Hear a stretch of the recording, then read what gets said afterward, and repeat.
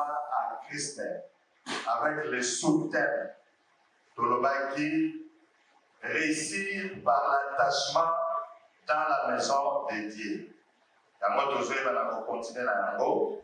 Donc, comme si nous avons l'opportunité, je merci de finir l'attachement à Jésus-Christ. C'est quoi l'attachement à Jésus-Christ?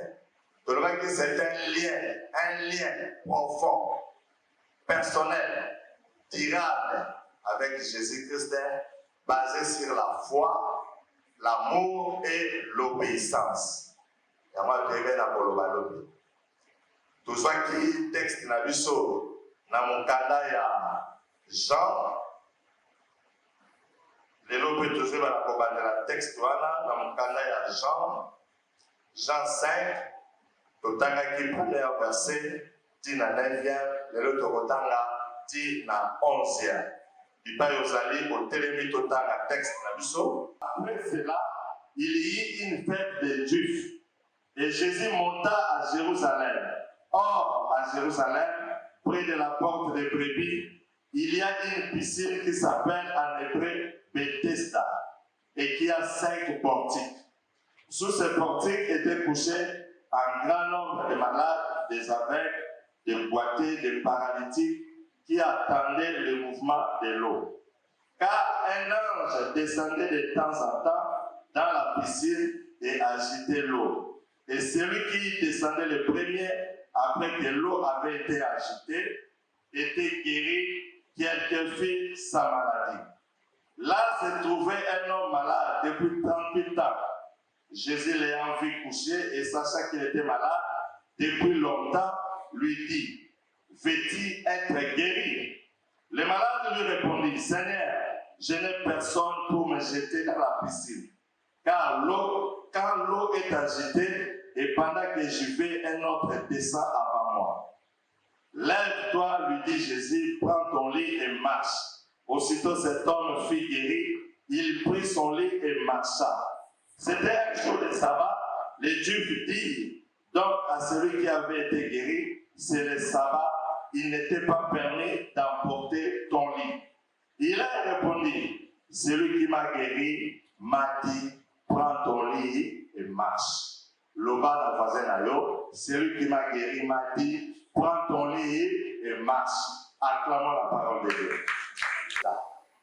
Comme référence, comme profil, Yandako Nanzambe. Je vais la montagne ça, Ninezala Kati, il y a piscine de Bethesda, il y a père spirituel, il y a église Nabuso. Église Nabuso, père spirituel, les alliés pasteur Gédéon. Il y a ange à l'église. Il y a des gens qui ont agité maï pour être battu na kozwa ezali lobiko. Na kati ya piscine totale saki ezalaki na 5 portiques. 5 portiques au début na symboliser en haut na loboko na biso avec 5 doigts. Oyo ezali ministère apostolique. Vous savez oyo permettra biso nyonso tolongola sanité na litoi ba docteur bazawana pona koyeba na kokotisa éclaircissement na mateya na bana na Nzambe. Baebe na kotalisa biso lisusu na piscine mai ezalaki, l'eau ezo symboliser molimo mosantu, l'eau ezo symboliser la parole. Na kati ya piscine tozalaki pe lisusu na bamalade baza ebele ndenge biso pe toye kati na église awa. Chacun a son problème. Mutuna mutaza na problème na ye. Mais tu veux na motala mutu moko azali na kati na église wana, l'homme de 38 ans, le paralytique azalaki na kati na église, azalaki kopela pendant 38 ans, azalaki kokokate kokende komi bwaka na piscine po ete na kozwa lobiko. Po ete na piscine wana pozwa lobiko tango angelo aye aningisi mai mutu aliboso akokwea na mai apoli na mai yende akoyeba na kozwa lobiko. Mais l'homme de 38 ans azalaki kokokate comme azalaki caractéristique. Il y a l'homme de 38 ans. Tu veux bien définir attachement dans la maison de Dieu et l'accès à la révélation des bénédictions qui sont dans la maison de Dieu. soki oza na révélation omoni kati na nzambe oyo babénédiction oyo ezali awa okoyeba na kokima na église te okoyeba kaka na kokangama na église po ete oyeba na kozwa oyo ezali babénédiction oyo nzambe atie kati ailleurs. Alobaki je suis dans la joie quand on me dit allons dans la maison de l'Éternel. Il faut kozala na esengo mpona kokendeke na ndako na nzambe. Lelo tozotala réussir par l'attachement dans la maison de Dieu. L'homme de 38 ans azalaki paralysé mais afandaki kaka na etonga ya nzambe po ete azalaki na elikya akoyeba na kozwa oyo ezali lobiko. Pendant 38 ans afandaki wana mais azalaki korate possibilité ya kozwa guérison. À chaque fois il y a des gars qui ont dévancé. Alors azalaki korate oyo ezalaki possibilité ya koyeba na kozwa guérison. Mais étant donné azalaki korate mais azalaki toujours attaché na piscine ya Bethesda. Aza lokola bato mosusu te aye na église arate alepesi kanda okomona akite église ake na ye asalaki bongo te. L'homme de 38 ans azorate bamakambo azorate na église azwi eloko azalaki koluka te okomona ye wana akite ake na ye atiki na ye makambo ya mystique ya l'homme de 38 ans azalaki korate oyo ezalaki baguérison. Azalaki ne mutu moko te azwaki enseignement sur les lois d'attachement mais ye afandaki kaka wana kati wana nayebisa mutu moko oza kati na esika oyo visitation ya nzambe eza esquisse moko te soki orate visitation ya nzambe ete koma esquisse epai na yo po ete yo kima église po ete yo peut-être yo orata makambo ebele na mois de janvier orataki na février orataki na octobre olinga orate ozorate kaka bamakambo ebele mais nazoyebisa yo reste là kobouge te oyo orataki oyo obougeaki te ntango yo ofandi oyo obougeaki te kozala bouge na nzambe. Nazoyebisa wana poko alelo oyo ofaki te oyo obougeaki te ekozala bouge epai ya nzambe yo fanda kaka wana. L'homme de 38 ans azalaki korate azalaki na baéchec ntango azoningisa mai ye moya sote ebe na kozala te. Nazoyebisa oyo kati na église oyo ozwi échec wana ekimisa wa église te yo fanda kaka na église reste là. Échec et se séparer te na koya kati na église fanda na église reste là. Zala na habitude ya kofanda kaka na église ya kozala kaka attaché na église comme l'homme de 38 ans ye ebe na kofanda azolakisa biso kuna ete bien ke arataki l'opportunité ya guérison mais afandaki kaka toujours na église. Nazomona l'homme de 38 ans ntango azokoagite mai azalaki toujours le dernier ye moko azoloba ngo azoyebisa Yesu Kristo ntango bazoagite mai ntango alingi nakende l'autre me devance l'autre a passé devant là.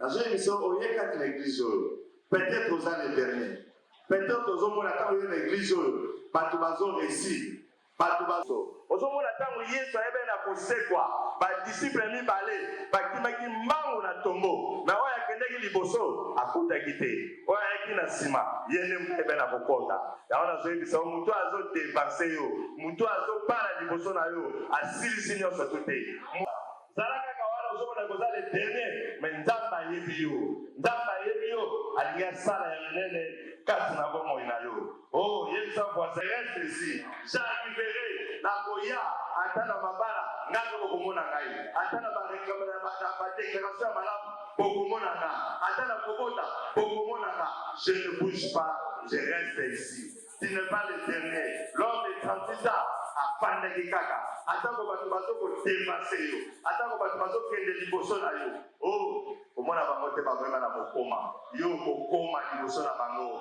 parce que nzambe ayebi yo oza na prix monene na miso na yo. Être le dernier eza raison valable te yo kite église oyo yo kende reste ici ne bouge pas fanda sois attaché attachement na yo ekoyeba na komema yo na victoire attachement na yo na église oyo ekoyeba na kopesa yo ezali réussi. Reste ici ne bouge pas comme l'homme de 38 ans il était toujours là avandi azotala bato bazodevanse ye bazokende komibwaka na mai soki alingi akende omona moto azalaki na nsima tubu atali kaka boye azoki nsima soki alingi akende kaka bongo afanda ye kaka wana nzambe ayebaki ye nazoyi biso na pokwa ya lelo tina personne peut-être oyaki na etonga oyo osengaki aide ozwaki aide wana te eza sujet ya kokima église te eza sujet ya kokite église te reste là-bas opesa yo alingaki yo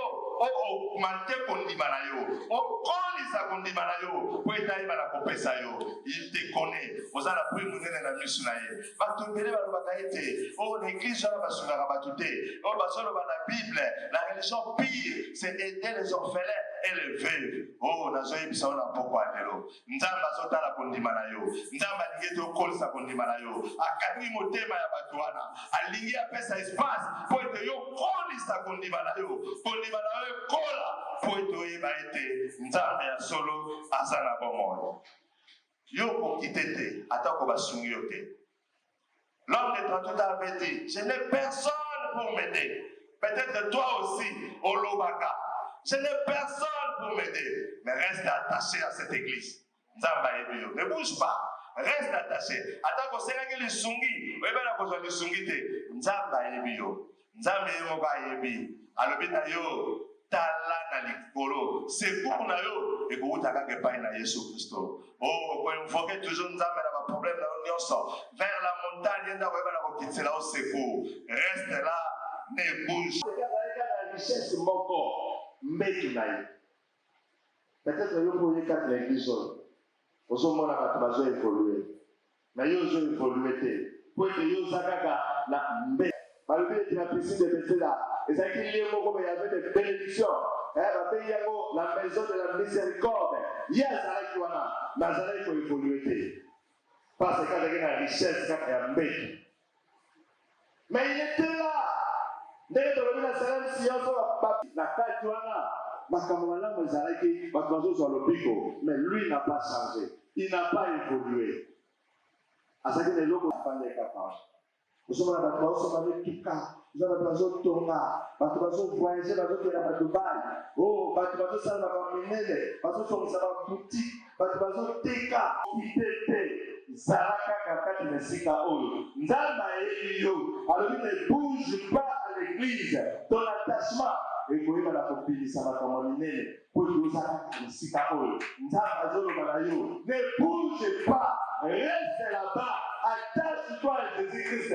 Ton attachement va donner des victoires. Ton attachement va donner des bénédictions. Ton attachement va donner des bénéfices.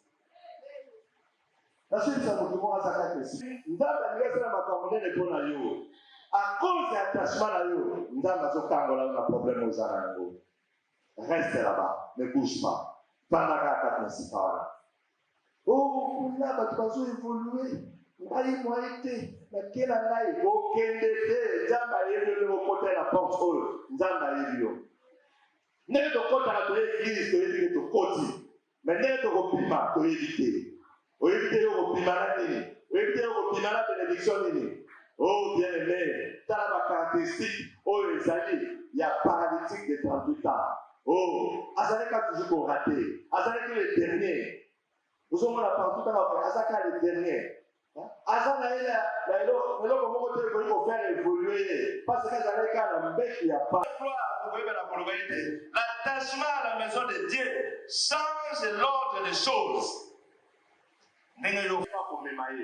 Pendant 38 ans,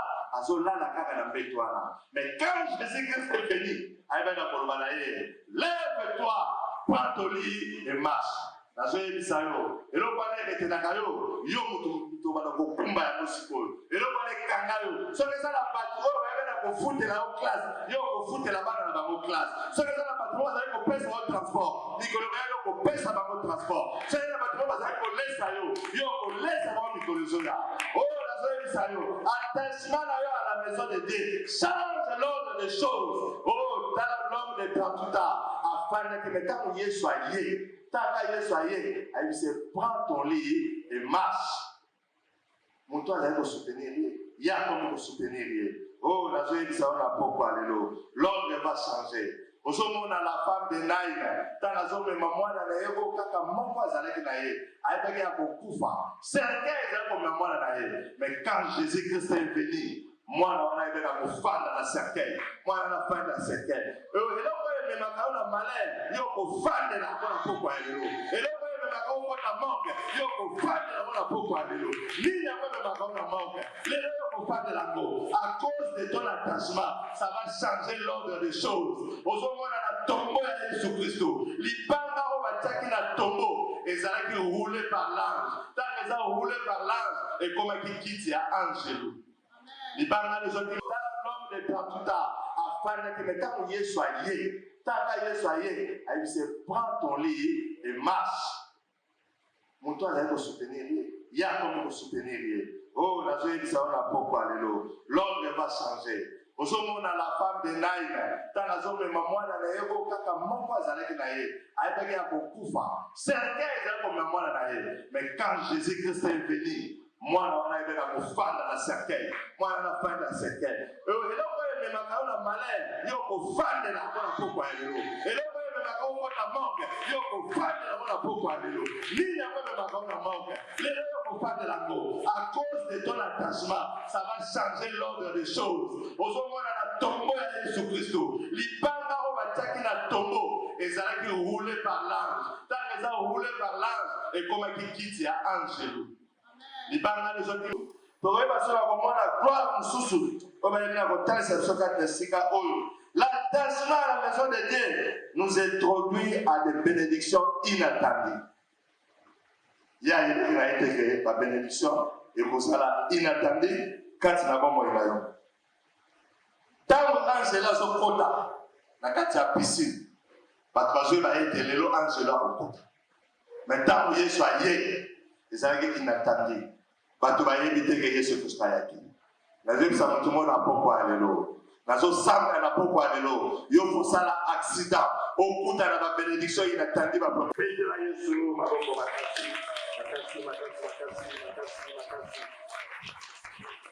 Poete yo oyeba kota na mai, Angelo aningisa mai. Poete yo bika, il faut bilamba na ezala muye. Mais mukolo wana, ye ayebena kota na mai te. Mutu moko ayebena kwa bikisa ye. Ezalaki Yesu Kristo. Akota ki na kati ya méthode wana ya karate. Ya inauguré, o ezali méthode ya sika. O bakobondela kaka mpona yo, yo yebi na kobikisama. Bilamba na yo kozala muye te. Bilamba na yo kobebisama te. Angelo mpe akoyeba na koningisama te. Mais Jésus-Christ viendra te guérir. Jésus-Christ viendra te donner l'ordre de sortir du paille au baïbe na kochayo. Oh, bien-aimé dans une émission, pourquoi alléluia. L'attachement à la maison de Dieu te donne à l'instant ce que tu as cherché depuis longtemps, sans trouver et sans effort. Pendant 38 ans, avec le Lukalobiko, à Zoswate. À l'outil, on a ma casse, et on va s'aller à Téléma, à Zoswate. Maintenant, on va attaché à Fandi, sans effort. Aïe, la pose qui guérison d'ailleurs. La deuxième chose, pourquoi il y a l'élo. Et là, quand ils ont Luka, et qu'on Luka yo, yo, Luka, on le suscité. Et après, qu'on localise yo, et qu'on va d'abord pour Simba yo, et qu'on va d'abord pour Pesa yo, oh, yo, Luka.